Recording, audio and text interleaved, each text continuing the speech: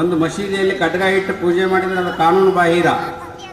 ಒಂದು ಚರ್ಚ್ನಲ್ಲಿ ಆಯುಧ ಇಟ್ಟು ಪೂಜೆ ಮಾಡಿದರೆ ಅದು ಕಾನೂನು ಬಾಹಿರ. ಹಿಂದೂಗಳ ಮನೆಯೊಳಗೆ ಶಸ್ತ್ರ ಇಟ್ಟು ಅಂಬಾಭವಾನಿಯ ಖಡ್ಗವನ್ನು ಇಟ್ಟು ಪೂಜೆ ಮಾಡೋದು ನಮ್ಮ ಹಕ್ಕ, ನಮ್ಮ ಧಾರ್ಮಿಕ ನಂಬಿಕೆ.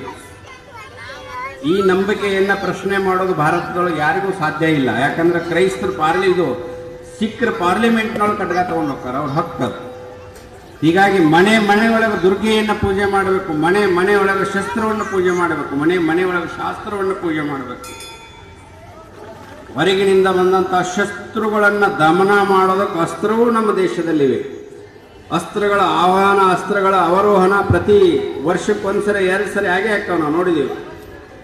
98ರ ಪೋಖ್ರಾನ್ ಅಣುಸ್ಫೋಟ ಮಾಡಿದಾಗ ಅಮೇರಿಕ ಭಾರತಕ್ಕೆ ಆರ್ಥಿಕ ದಿಗ್ಬಂಧನೆ ಹಾಕಿತ್ತು. ಜಗತ್ತಿನೊಳಗೆ ಅಮೇರಿಕಾದಿಂದ ಶಕ್ತಿವಂತರು ಯಾರೂ ಆಗಬಾರ್ದು ಅನ್ನುವಂಥ ಅವ್ರ ಕಲ್ಪನೆ ಅದು. ಆ ಪೋಖ್ರಾನ್ ಅಣುಸ್ಫೋಟ ಮಾಡಬೇಕಾದ್ರೆ ಅವ್ರ ಸ್ಯಾಟಲೈಟ್ ಮರಿಯಾದಾಗ ಇಷ್ಟಿಷ್ಟು ಮಾಡಿ ಪೋಖ್ರಾನ್ ಅಣುಸ್ಫೋಟ ಮಾಡಿದರು. ಅವಾಗ ಅಮೇರಿಕಾದ ನಿದ್ದೆ ಕೆಟ್ಟಕೆರಿಂದ ಆರ್ಥಿಕ ದಿಗ್ಬಂಧನೆ ಹಾಕಿದ್ರು. ಅವಾಗಿರುವಂಥ ದೇಶದ ಪ್ರಧಾನಿ ಜಗತ್ತಿಗೆ ಒಂದು ಸಂದೇಶ ಕೊಟ್ಟರು. ಭಾರತದಿಂದ ಹೋಗಿರುವಂಥ ಎಲ್ಲ ಭಾರತದ ನಾಗರಿಕರಿಗೂ ನಮಗೆ 12,000 ಕೋಟಿ ರೂಪಾಯಿ ಅವಶ್ಯಕತೆ ಇದೆ, ಬಾಂಡ್ ರೂಪದೊಳಗೆ ಕೊಡಿ ಅಂತ. ಅವಾಗ ಪಾಶ್ಚಿಮಾತ್ಯ ದೇಶದೊಳಗಿರುವಂಥ ಎಲ್ಲ ಭಾರತೀಯರು ಕಳಿಸಿದ್ದು 18,000 ಕೋಟಿ.